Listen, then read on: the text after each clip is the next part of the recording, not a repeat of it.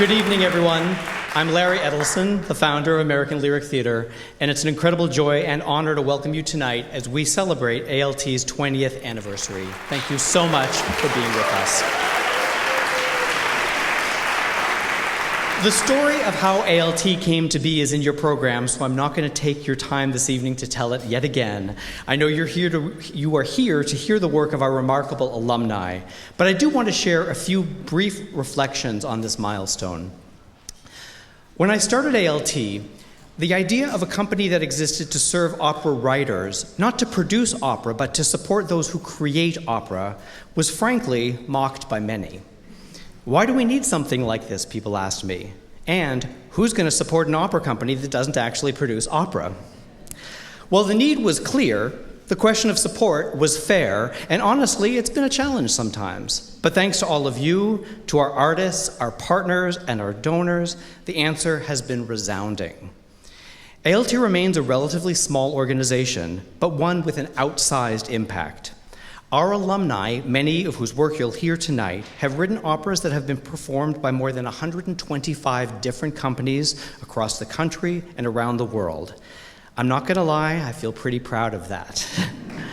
We have many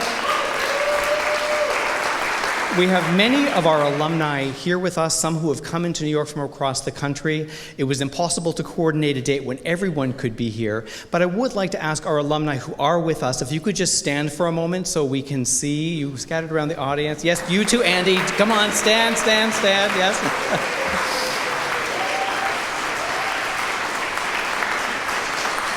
It is so rewarding to have all of you with us tonight.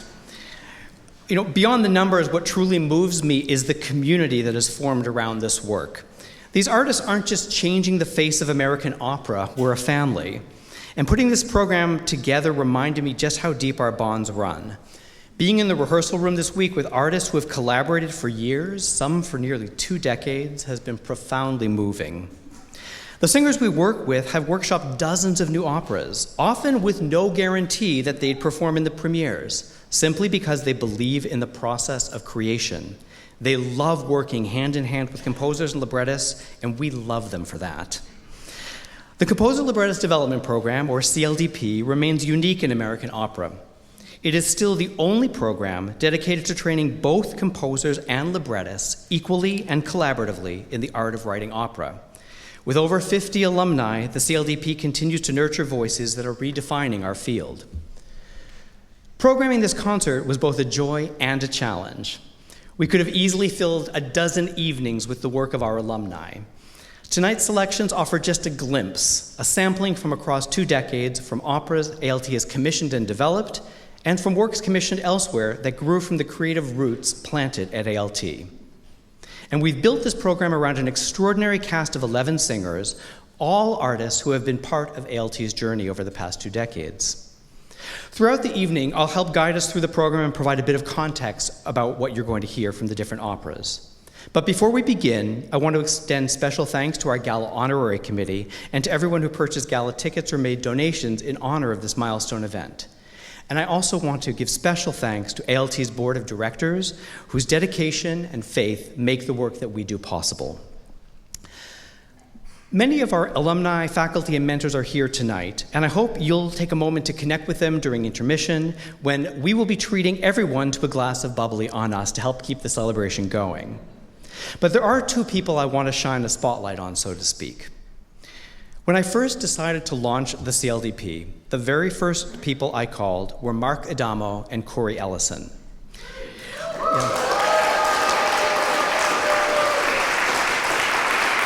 Mark and Corey have been my partners in crime from the beginning, and in fact, ALT would not exist if it had not been for a fateful conversation with Mark over drinks many years ago. There is not a single artist who has gone through the CLDP who hasn't been touched by their brilliance, their generosity, and care. Mark and Corey, would you stand for us for a moment, please? Yes, thank you. Joining them for their extraordinary commitment, not only to ALT, but to the next generation of opera writers. And with that, please do make sure your phones are off or anything else that might make noise and otherwise disturb the program. And let's get started with our concert. Our first aria is from The Long Walk. The Long Walk by Jeremy Howard Beck and Stephanie Fleischmann is based on the memoir by Brian Kastner, in which he recounts his return from Iraq, where he served as an officer in an explosive ordnance disposal unit. In this powerful and deeply personal story, Brian confronts what he calls the crazy, his struggle to reintegrate into his family life while haunted by the psychological toll of war. In this aria from the opening of the opera, Brian's wife, Jessie, recalls her grandmother's prophecy that even if her husband were to return from combat, the war would still find a way to claim him. The next scene is from The House Without a Christmas Tree by Ricky Ian Gordon and Royce Vavrek. This is an opera about Addie Mills, a Nebraska preteen who longs to celebrate the holidays by decorating a tree with her father and grandmother. For Addie's father, however, the tree carries a different meaning. It is a painful reminder of his late wife who died giving birth to their only child. In the duet Promise Me, we flash back to a Christmas shared by Addie's parents as they dance around the tree and sing of the promise of many joyful seasons to come. We then turn to the closing scene from All Wounds Bleed by Chris Cerrone and Tony Asaro. All Wounds Bleed is a retelling of the famous Echo and Narcissus myth. After the nymph Echo has used an arrowhead from Cupid's quiver to stab both herself and the human Narcissus, Narcissus staggers backwards and spots his own reflection, falling in love with himself. As queen of the gods, Hera must punish Echo for her crime. And we wrap up our first set with an aria from The Selfish Giant by Clarice Assad and Lila Palmer, which is based on the famous story by Oscar Wilde. This opera was commissioned by ALT as an opera to tour for children. Following the giant's inhospitable visit to his only friend, an ogre, the giant returns home in a foul mood to discover that children have trespassed on his garden sanctuary. After driving them out in a rage, he rejects an enchanted tree's gentle suggestion that the children were really doing no harm and might be allowed to play there. The giant responds with a defense of private property, vowing to build a wall to keep everyone out of his home. And now I'm going to join you in the audience and enjoy these wonderful singers that have come together to celebrate our anniversary. Thank you again for being here.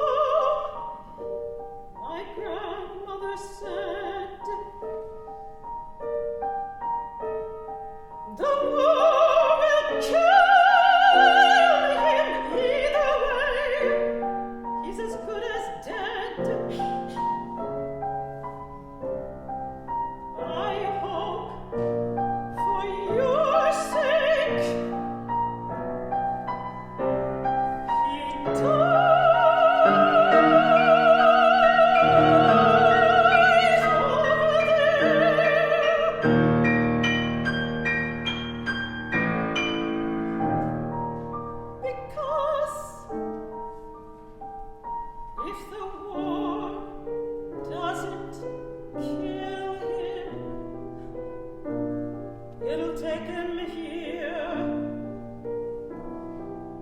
The war will kill him at home.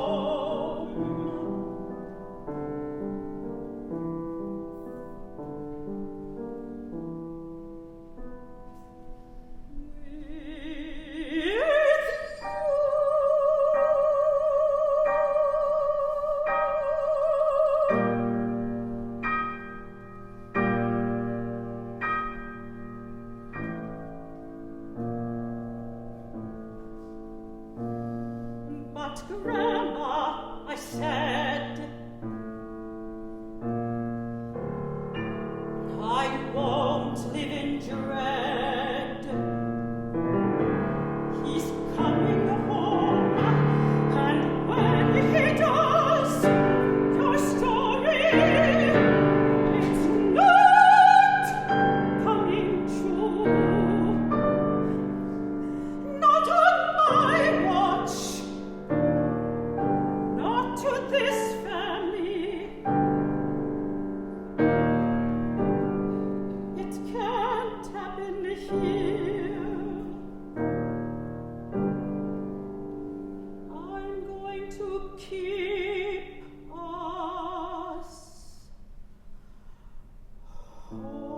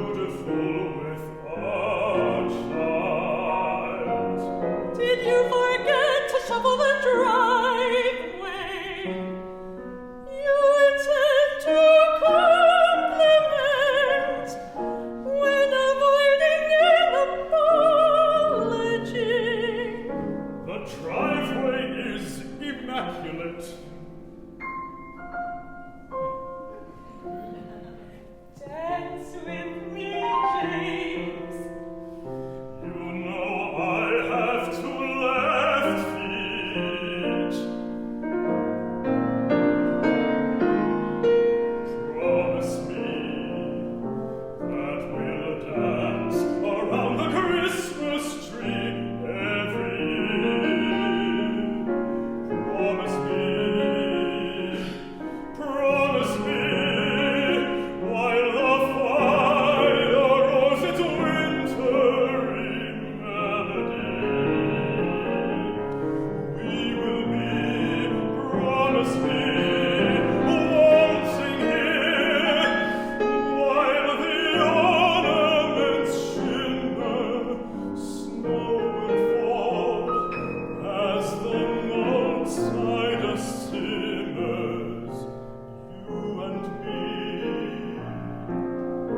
Promise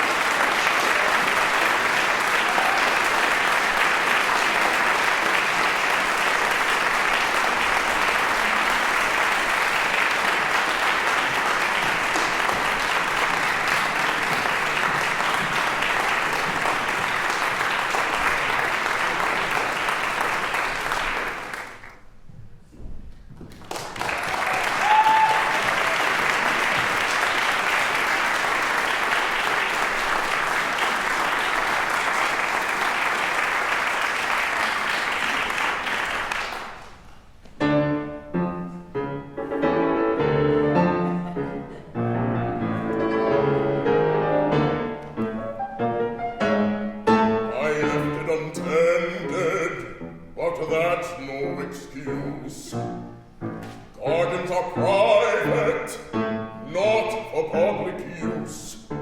Imagine a green place for everyone's pleasure, meeting of people as varied as weather. It doesn't bear thinking of. Terrible thought. The earth is divided by who and by what. There's a perfectly good public road they can play in. This garden is mine, and that's all there is to it. It's not my garden if others walk through it. It's not my garden if others walk through it.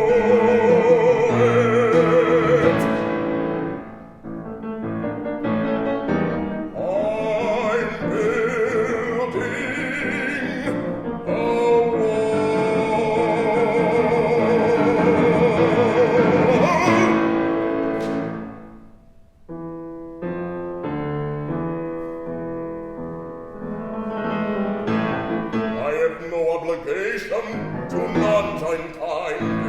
I don't care about fair as long as I'm fine. I don't care to share. This garden is mine.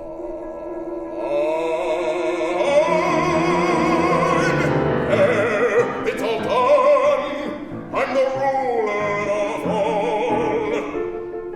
My garden, my cottage, and now, and now, and now,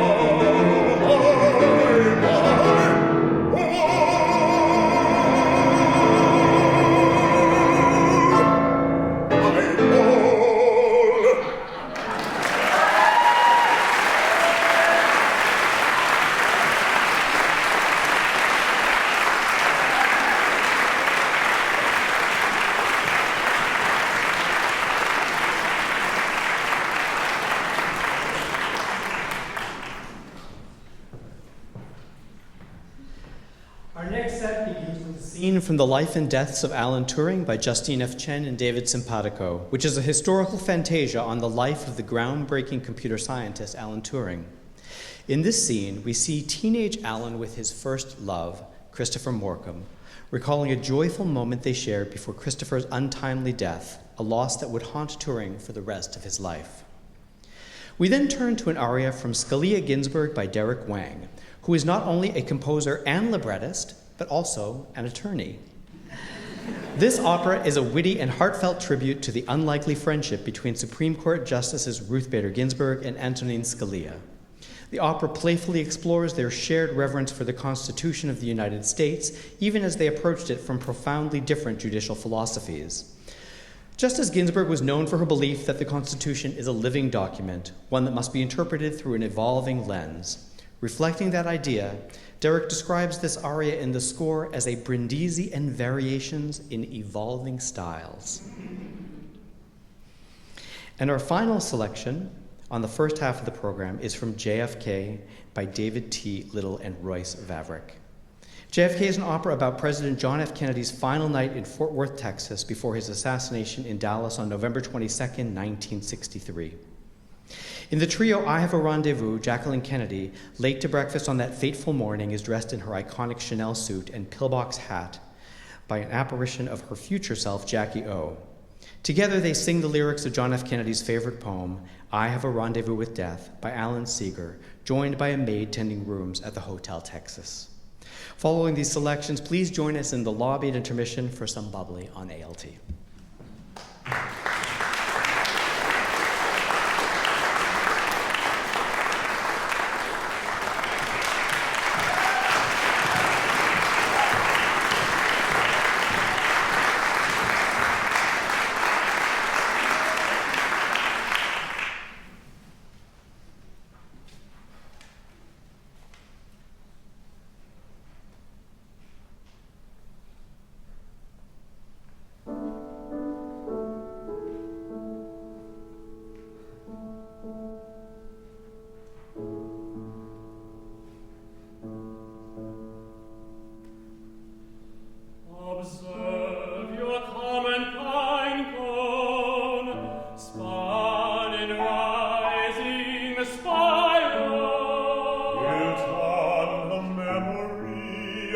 what's come before, Colored by God and Fibonacci,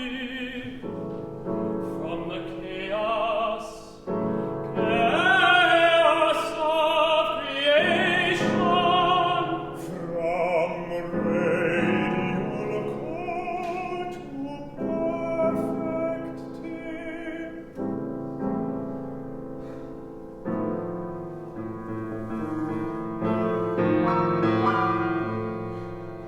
You'll catch your death. There we go.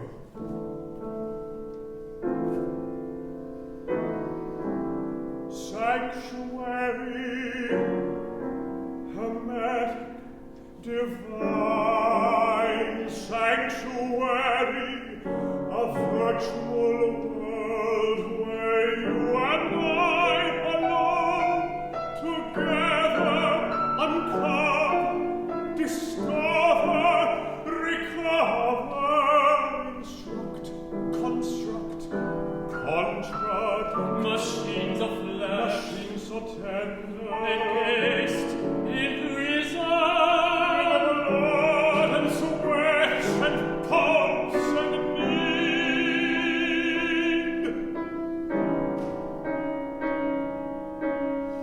mingling hearts, Mingling, breath, beating, hearts, heart, tumbling a system of mind, of soul, transcending of lips, of mind, of brain, proving, improving to live, to love, to shades of breath, of love, of mouth, of sanctuary, alone, together, covalent.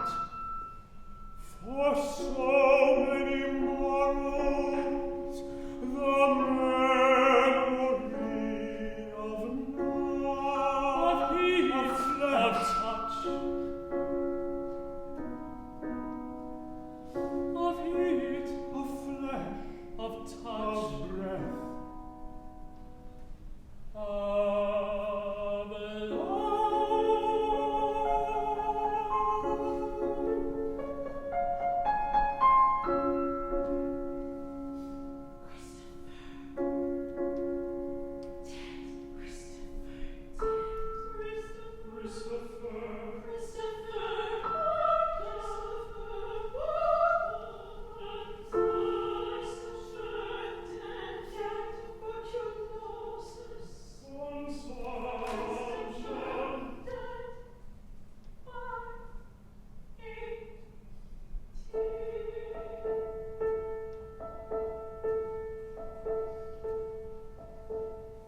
Why have bodies when bodies must die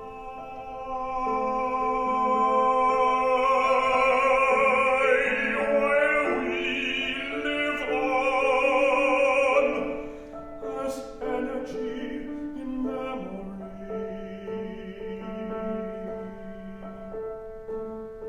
I feel you crisp as the years roll by. Your touch, your breath, your spirit, your mind. I feel you watching my better half, my Christopher.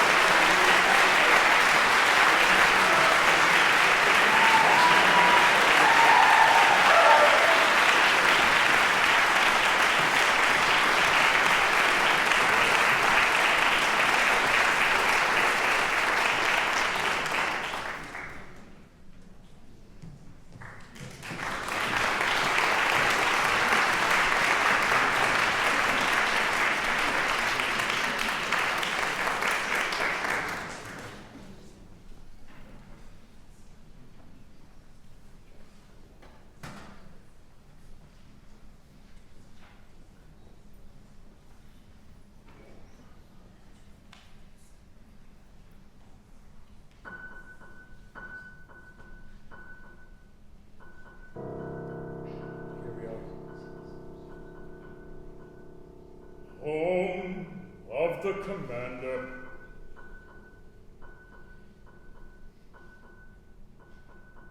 There's a wreath on the door.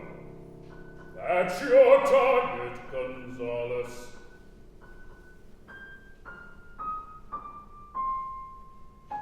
The line of departure. The point of no return.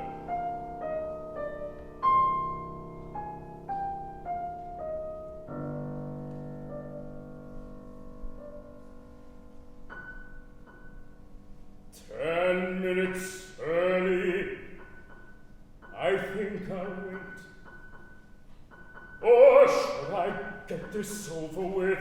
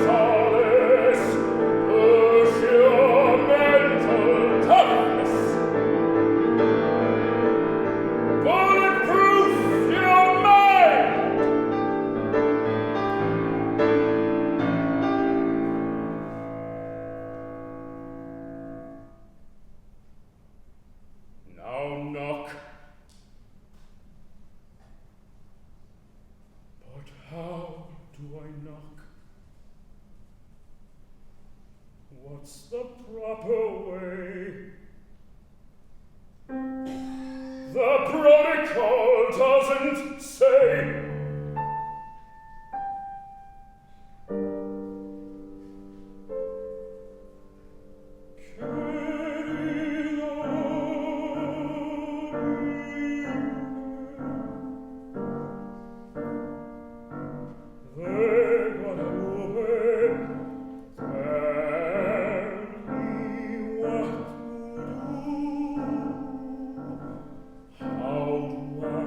Not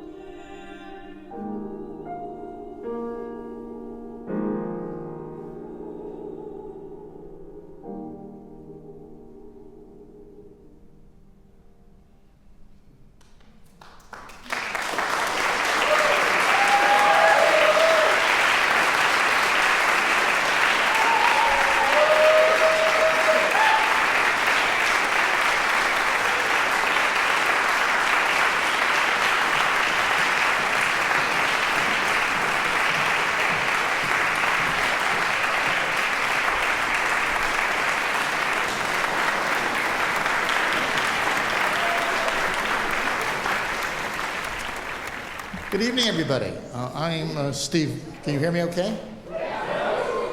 Okay. That's unusual. I'm Steve Weiner. I have the honor and pleasure of serving as the board chair at ALT. And I want to welcome you all here on behalf of the board, a number of whose members are here as well as I am, so you'll meet them maybe afterwards, because I can't see anybody out there, but I'm sure they are.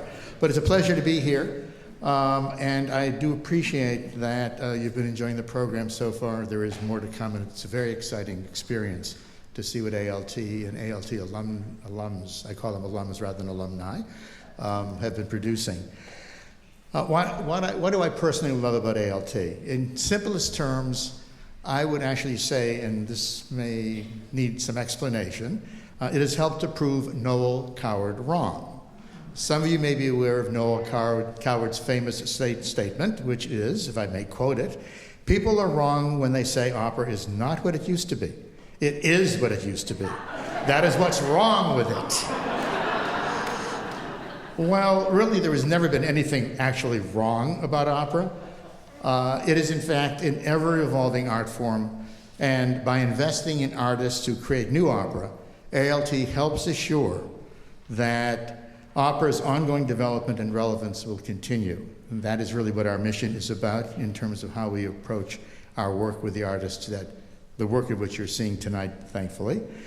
ALT helps assure that ongoing development and relevance. We're pleased that the alums of the CLDP program have been on an ever-moving leading edge of that continuous evolution that exists in opera today. Tonight I am pleased to introduce one of our prominent alumni, who you've already heard at least two pieces from so far. More to come. Royce Vavrek. He's going to share his perspectives on ALT with you to explain kind of what it's meant for his career. And Royce was actually in the very first CLDP program, so he has really seen the development, helped develop it, and has taken ALT really out into a broader world. His work is really probably exemplifies the relevance of contemporary opera as we now understand it. You've just heard the trio from JFK. You've heard other works from him. You'll also hear one more piece coming up in just a minute. He created the JFK piece with David T. Little. ALT had commissioned that in collaboration with Fort Worth Opera and with Opéra de Montréal. Another of his works with composer Du Young received the Pulitzer Prize for Music in 2017. He's not turning red yet, but I'll get him there eventually. And with Missy Mazzoli, he, as you know, and you'll hear a piece from this, he is going to be presenting Lincoln in the Bardo at what I will refer to as the, how do I put this, the exemplar of what opera was and is and will be, the Metropolitan Opera in New York. So we're very excited about that, and you'll hear a portion of that today. Royce has been referred to, now we're going to get him to really get embarrassed, okay? Royce, and I won't tell you the sources of any of these. Royce has been referred to as the Indy Hofmannsthal, the Metastasio of the downtown opera scene, an exemplary creator of operatic prose, and one of the most celebrated and sought-after librettists in the world. We are delighted to have Royce with us tonight, and he's going to talk about, I hope, ALT.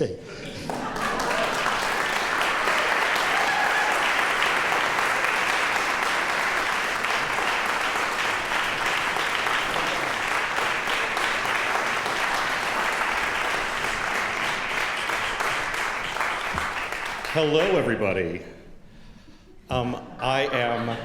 Hi, I can see you all. This is great. What a cool room to be in. So many old friends, new friends, lovers of opera, people who I hope are new to opera and are going to give us a shot. And what an amazing survey of 20 years of the legacy of ALT. I am a very proud alum of this program. It has changed my life, and I'm here to give you an idea of how ALT has put me on track to have a career in opera. So it began back in 2007 as I was preparing my application. And it was at the time, the application deadline was the day of my NYU master's thesis at the Graduate Music Theater Writing School. And I remember calling Larry and asking if there was any way that I might be like a day or two late with my application. And I submitted the first 20 pages of my musical, The Popesicle, which is a musical comedy about the election of a pope.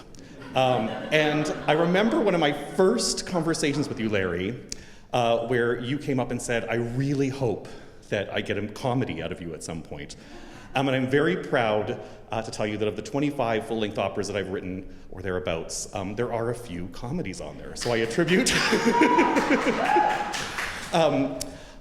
So I remember that conversation so vividly, and I guess those Popesicle lyrics really did seal the deal. So ALT has been with me through every step of my career. Walking into that program on the first day was the day that I became a librettist. Those early conversations with Larry and Mark Adamo, oh my goodness, Mark, and Corey Ellison, holy schmoly, what an amazing introduction. 3 of the smartest people in our industry giving their wisdom. It was just insane. Within a few months of that program, we had a condensed 2-month sort of window that we did our program, but I had found an artistic home. ALT gave me a family of like-minded collaborators. So many of them are here. I never got to work with Deborah, but I remain a huge fan. And Stephanie, you weren't even in my cohort, but I think you are just extraordinary. And it's amazing to see this family of people that have come together to make opera. Jeff and Quincy and all of my cohort. So one of the earliest collaborators that I ever had was Jeff Myers. And we actually started writing my first full-length opera while we were doing lunch breaks at City Opera. ALT gave us an amazing observership where we got to watch the entire process of Vanessa being put together. And that was a life-changing thing as well. And here, Jeff and I were so excited to sink our teeth into opera that I wrote a full-length libretto, and you set a couple of the selections, and then we got a premiere of it a few years later. But it has to be the first full-length piece that I really endeavored to write, aside from my musical comedy thesis at NYU. That brings me to one of my most enduring collaborations, and that is with David T. Little. David saw the Opera in Eden concert that we did in 2008 and asked me to write Dog Days. And Dog Days was the first of our many collaborations now, but that led to JFK, which was the first grand opera that we were asked to write, and remains a huge part of my soul and my heart. But we also wrote Vinkensport and Am I Born and Oratorio. But JFK looms large. ALT supported it as a co-commissioner, providing world-class development. And the workshopping was just sublime. We even had 2, not just one, dramaturgs. Corey joined us on that amazing adventure and really made us so confident that we had crossed our T's and dotted our I's. And I've been very fortunate now to make operas for houses big and small all over the world. A recent highlight was Fanny and Alexander, written with Mikhail Carlson, which premiered at La Monnaie in Brussels this past December, and starred the brilliant Justin Hopkins, who you heard sing that Selfish Giant aria. So our family is large, but also very, very small. Lincoln in the Bardo, which you will hear a morsel from soon, is another of my collaborations with Missy Mazzoli. The work will premiere next season at the Met, marking the first time in that institution's history that there will be a world premiere by a female composer.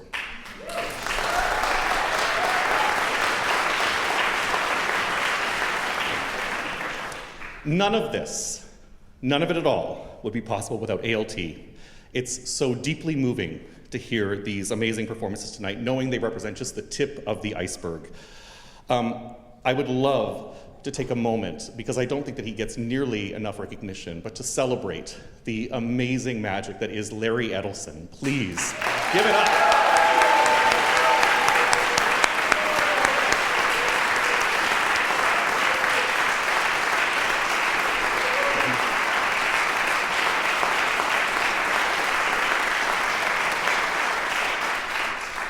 And it's also very, very moving to be here honoring Susan Fader, who is a true guardian angel during this remarkably vital time for American opera. Thank you so much. You have given me a career and given all of us an opportunity to have careers in this industry.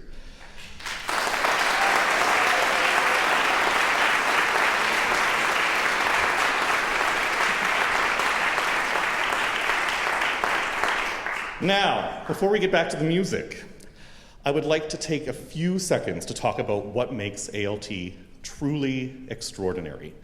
So we may want to start actually by putting the code up on the screen, and everybody get your phones out to charge them up. I know that hopefully you've all turned them off, so if we can reboot them, there's going to be an ask. This is a gala, a benefit, for goodness sakes. So, ALT is one of the only organizations in the country that provides equal training for both composers and librettists, giving each the tools, mentorship, and space to learn how to create opera together. I can attest. And what makes it even more remarkable is that every single ALT program is completely free to the participating artists. ALT does not just offer training, it provides stipends and commission fees, treating emerging writers and as professionals from day one. And I walked into that room, and it was a transitional moment. I became a librettist that day. Because ALT isn't a producing company, it does not qualify for many of the grants that fund traditional opera companies. And with the recent shifts in funding priorities, including the loss of support from the NEA, ALT's future depends on individual donors who understand that the future of American opera begins here, with the artists who are creating it. We are celebrating 20 incredible years of ALT, and I know all of us wants to make sure that this continues for decades to come. So if you believe, and I know you all do, in the nurturing of the next generation of opera writers, I invite you to get those phones out. There it is. It's a small but mighty little code. And it's in the program too. All right. But just donate now. Why wait? Yes. You don't need to enter any credit card information right now. You can simply make a pledge, and the ALT will follow up with you later. ALT team will follow up with you later. Every gift at every level makes a difference. So please, thank you for helping ALT continue to make this kind of transformative work possible. For me and for all of us in this room and for the new generations of writers that are to come. Let's get to some music. I'm done.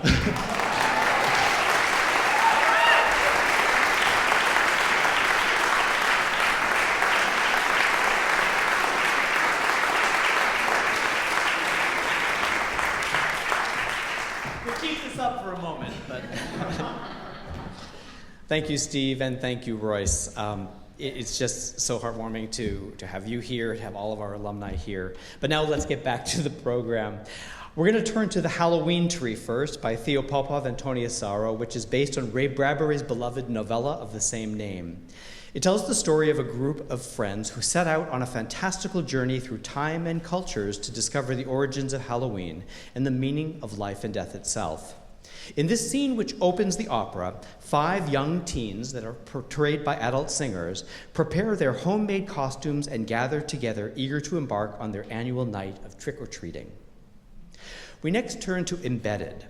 Set in the world of broadcast journalism, our next opera, by Patrick Soluri and Deborah Brevoort, follows Sylvia Mallow, the anchor of a high-profile news program whose live broadcast is abruptly interrupted by a breaking story delivered by Victoria Riley, a young and ambitious rising star. When Sylvia learns that the network plans to expand Victoria's role, a clear sign that her own career may be nearing its end, she is shaken but determined to prove she still has worth. In this aria, Sylvia leaves the studio, summons a car, and is driven home to New Jersey. Once there, she confronts her reflection in the mirror and vows to find a way to survive and to endure in a youth-obsessed industry that seems ready to leave her behind. Our next piece is Sherlock Holmes and the Case of the Fallen Giant, which brings together 2 beloved worlds, that of the great detective and the realm of fairy tales. In this opera for families by Evan Meyer and E.M. Lewis, a giant has been found dead at the base of a great beanstalk. Inspector Lestrade arrives at the home of Sherlock Holmes in pursuit of young Jack Bale, who leaps out a window and escapes just as the inspector bursts in. As Lestrade recounts bizarre events, Dr. Watson is thrilled at the prospect of a case involving a giant, while Holmes remains skeptical, unconvinced by the inspector's fantastical tale. Our next aria is from I Am a Dreamer Who No Longer Dreams by Jorge Sosa and Cerise Lim Jacobs, which follows the story of two migrants to the United States, one of whom is facing deportation. In this aria, singer recalls the most painful moment of her past, when her family forced her to give up her newborn biracial daughter, born out of wedlock, for adoption. She named the baby Yang Yuen, meaning forever, because she will be loved and missed forever. And our final piece of this set takes on a decidedly different tone. Working for the Macbeths is a tongue-in-cheek reimagining of Shakespeare's tragedy by Johanni Navarro and Marcus E. Drawing as much from the world of Monty Python as the Bard, Working for the Macbeths gives us a delightfully skewed look at what might have just happened before the murderous plot begins. In this scene, Macbeth bursts in with news. King Duncan is coming to visit, but our hapless hero doesn't quite grasp the implications. Far from the tormented warrior of Verdi or Shakespeare, this Macbeth is earnest, clueless, and hilariously slow on the uptake. It takes Lady Macbeth's sharp wit and rising exasperation to spell out the opportunity before them. Please welcome back our wonderful artists.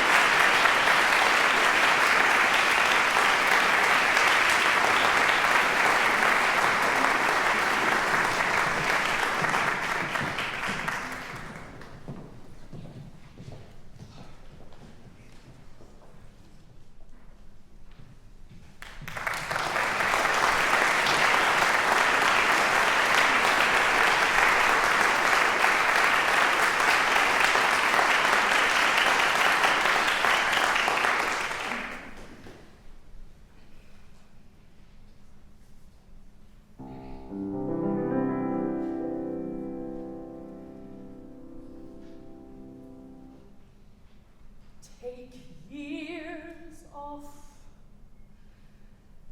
Take years off. That's what women have to do.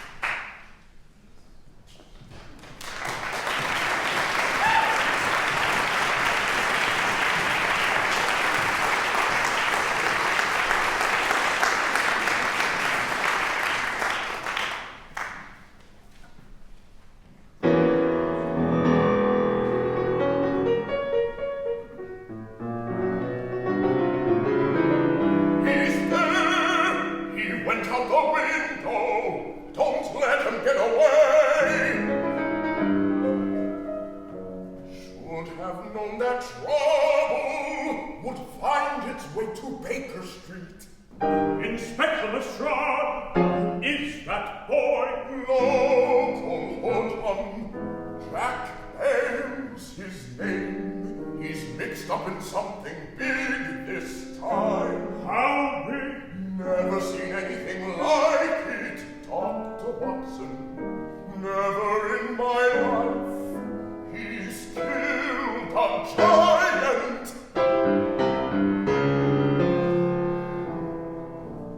Never knew there were such things. And now he's gone and killed one. I say, Holmes, this sounds promising. Logic is my method, truth is what I chase. Lay the facts before me, I'll see if there's a case.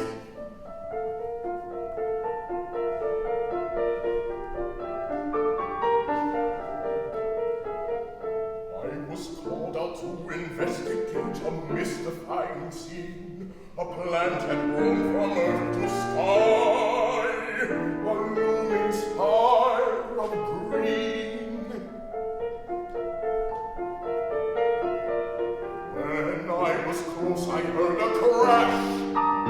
What could have made that sound? I saw a giant's body there, lying on the ground. A giant? That's ridiculous, whatever do you mean?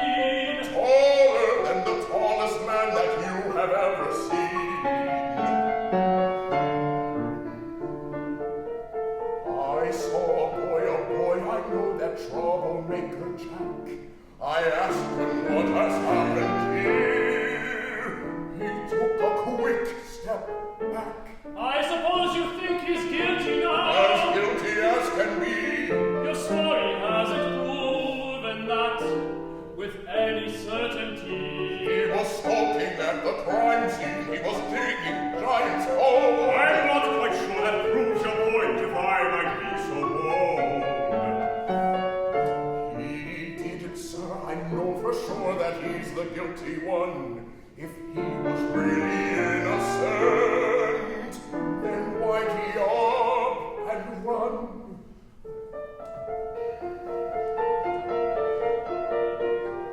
Granny Bell was shouting, "Stop! That boy will be her death. I've chased young Jack all over town, and now I'm out of breath." Fascinating story. There's more to figure out. It needs investigation. Of that I have no doubt. A giant! I see it right there in the yard, Mr. Holmes. Just look at these giant golden coins. I picked them up when the boy dropped them. Dubious! You don't believe a giant could be real, Holmes? My mother used to tell me stories of things both wondrous and strange.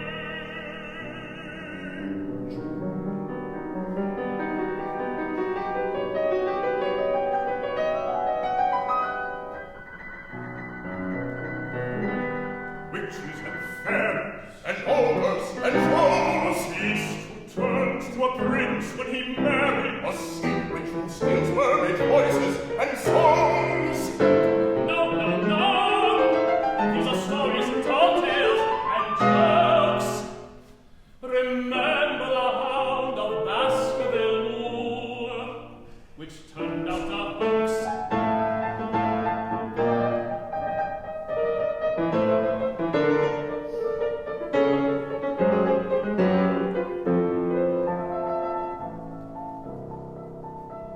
I want to believe in a magical world where fantastical stories are true, where poor girls spin bundles of straw into gold, and knights who ride horses give dragons their due.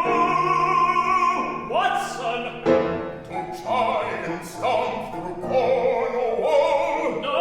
To dragons fly at night. Ridiculous! To mermaids mermaids in the channel. Never! That would be a sight. If fairies aren't a hoax, and magic's not a dream, and what does all this mean? The world is a dangerous place, can't you see? All coppers know monsters exist. They lurk behind buildings and hide in the trees and sneak through the streets in the shadowy mist. If magic is sneaking its way into London, we must stop it now. I insist. Giants, giants of the world. Ridiculous. Dragons, giants, giants, Impossible.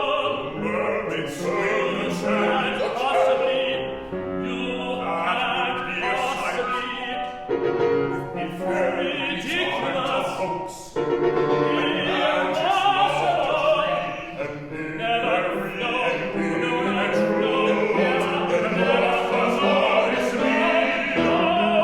I taste the facts and I follow the clues, not an Soluri kind of trick or ruse.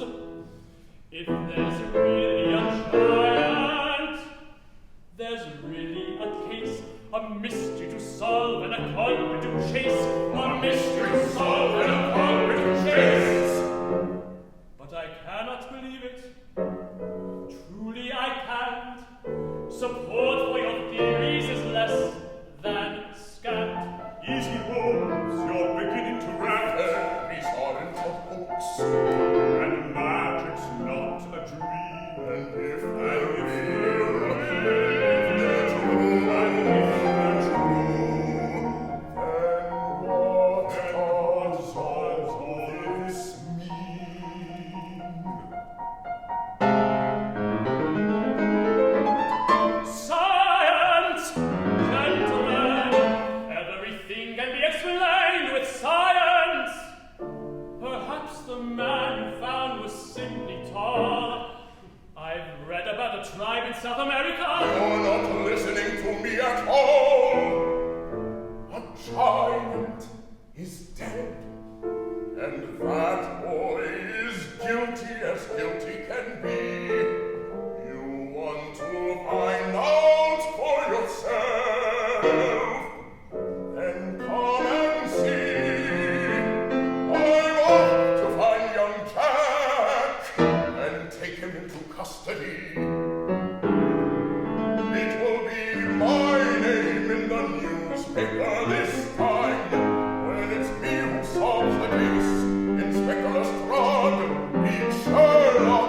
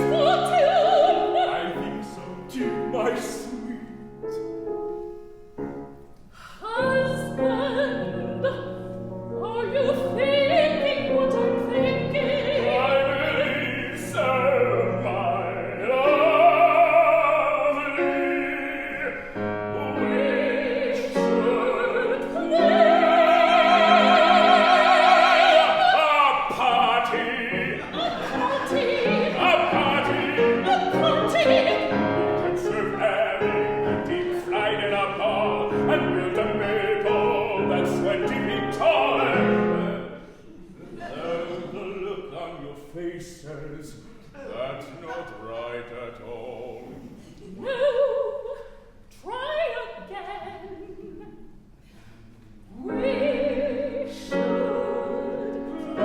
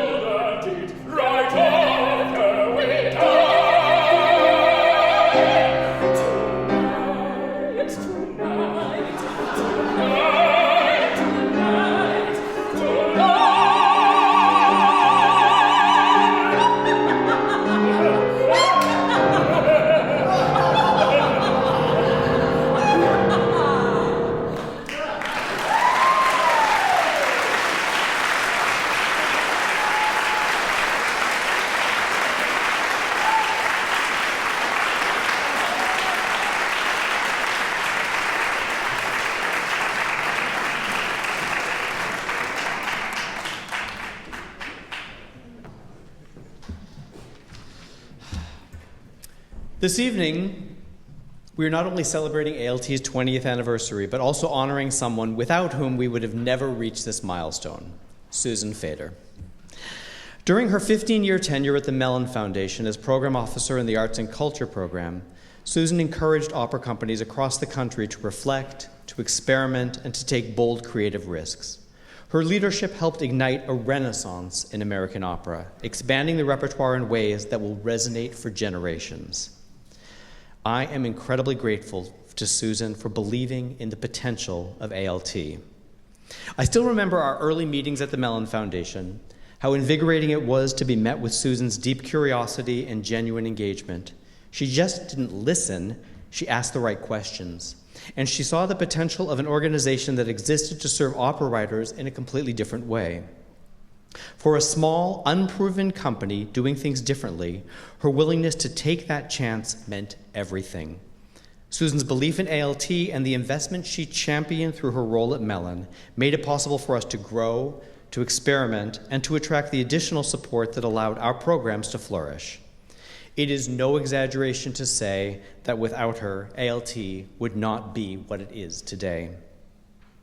When we began thinking about how to honor Susan tonight, we wanted to do something that would be truly lasting, something that would reflect the depth of her impact not only on ALT, but on American opera as a whole.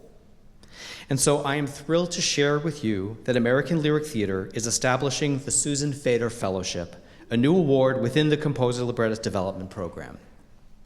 This fellowship will be given biannually to a composer librettist team working on an opera in development at ALT who demonstrate exceptional collaborative synergy, the very quality that Susan has always championed and celebrated.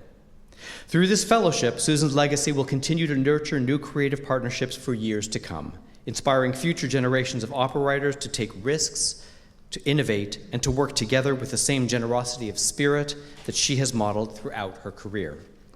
Susan, on behalf of the ALT community, our board, our faculty, our alumni, and our audience, and from my heart, thank you for your vision, your integrity, your mentorship, and your unwavering belief in the power of collaboration and what ALT could be. Please join me in welcoming our 20th anniversary honoree, Susan Fader.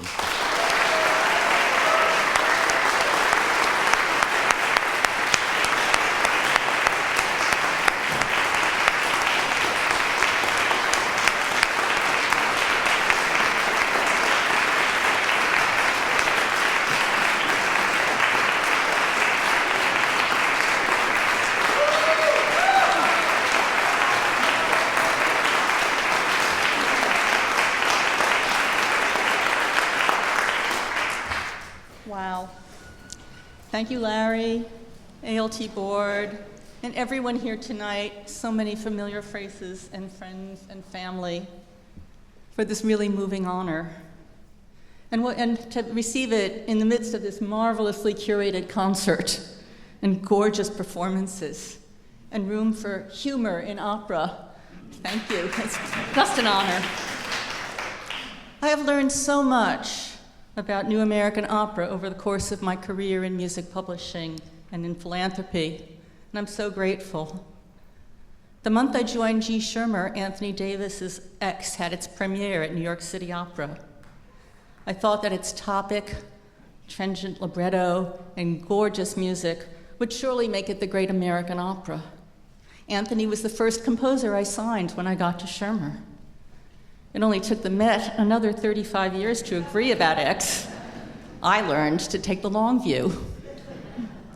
From John Coriano, I learned to honor the librettist alongside the composer when he insisted on giving William and Hoffman equal billing for their opera, The Ghost of Versailles. The marketing department went ballistic. What to do about the program book, the 3 sheets, the brochure. Mark Adamo in Little Women laid waste to the myth that composers who write their own librettos have fools for librettists. John Harbison's fruitless search for a librettist for The Great Gatsby led him to have a small cadre of trusted advisors reviewing his many drafts because the music was coming so quickly he couldn't wait for a librettist after many times in searching. That process gave me insights into the magical mix that makes the libretto. A great libretto combines the dramatic arc of a play with the terseness of poetry and room for music. John spent most of his commission fee on orchestral readings. With those, he could hear the balances of the orchestra, and the stagehands could time the set changes. The first run-through of The Great Gatsby took place at the world premiere at the Met, the first run-through. Something was very, very wrong with that picture. When I arrived at Mellon with responsibility for a multidisciplinary portfolio, I quickly learned that commissions for playwrights occurred readily, though with paltry fees. Productions, however, were more elusive. Indeed, new plays would frequently be workshopped to death. Opera was at the opposite pole, with developmental opportunities virtually non-existent. There had to be a better way for the performing arts to become more artist-centric. So when Larry approached me about the nascent Composer Librettist Development Program, CLDP, with its rigorous curriculum centered on collaboration, training, and mentorship, I hardly needed convincing. He'd also put the right people in the room, Mark Adamo, Corey, Ellison, Rhoda Levine, Anthony Davis, and the late lamented Daniel Catan. The initial grant we made in 2010 was one of a group of 7 incubators that year, marking the Mellon Foundation's move away from production support to developmental support. ALT's history is beautifully rendered in the program, and I urge you all to read it. Larry mentioned the 125 commissions that have been produced during these years, but also the 40 opera companies that are now providing developmental programs for composers and librettists. Small but mighty artist-centered organizations with ambitions to make systemic transformation were always my sweet spot during my time at Mellon. And tonight's performance, again, is a magnificent manifestation of all that has been accomplished at ALT and the CLDP up till now. Bravi to all who've made it happen. The flourishing of American opera in the first quarter of this century has come about through the vision, talent, tenacity, perseverance of artists, administrators, producers, donors, and audiences, heroes all, coming together to nurture and sustain this great collaborative art form. I was simply the midwife. Thank you.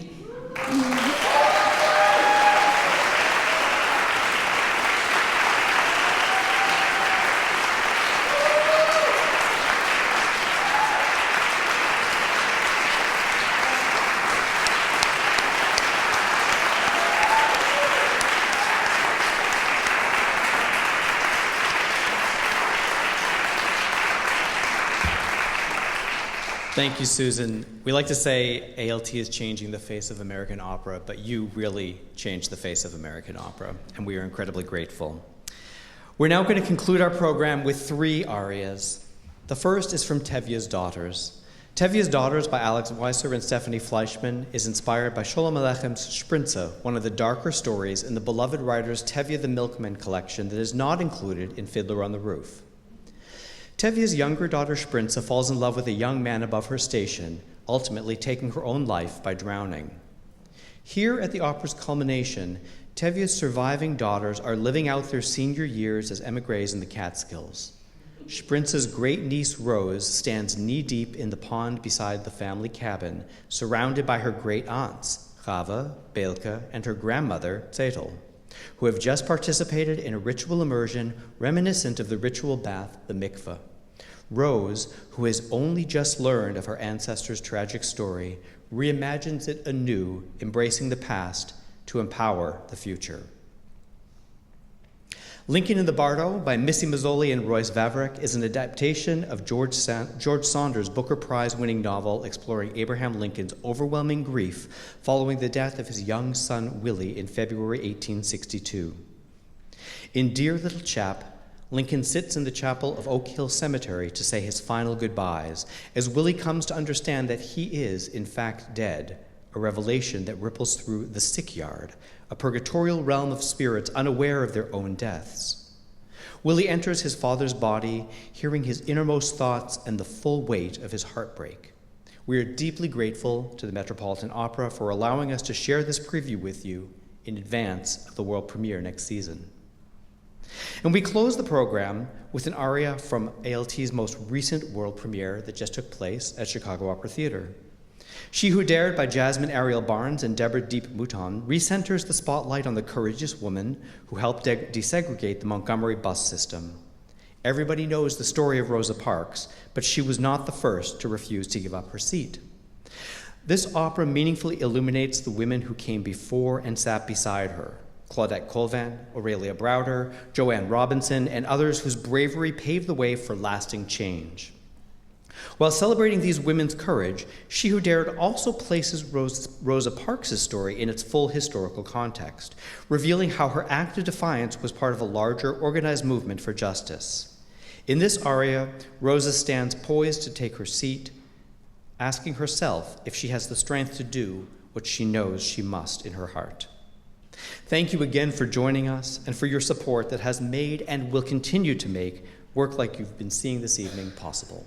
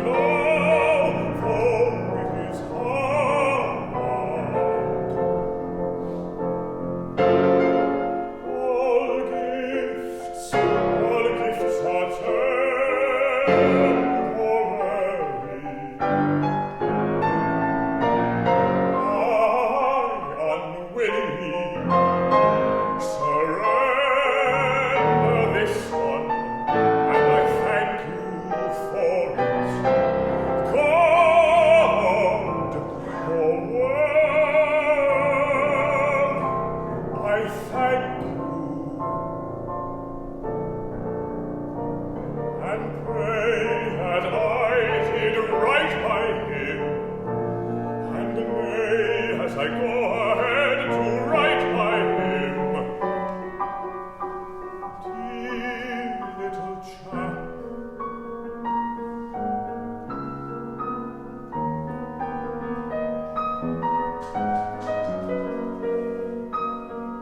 that afternoon he brought in 5 rocks on a tray, meant to find a scientific name for each. The rocks are still on that tray. I shall never move them.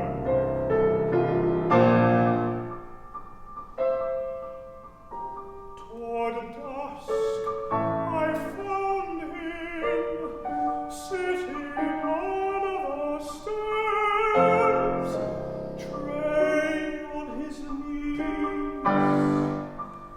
my hand on his head, burning.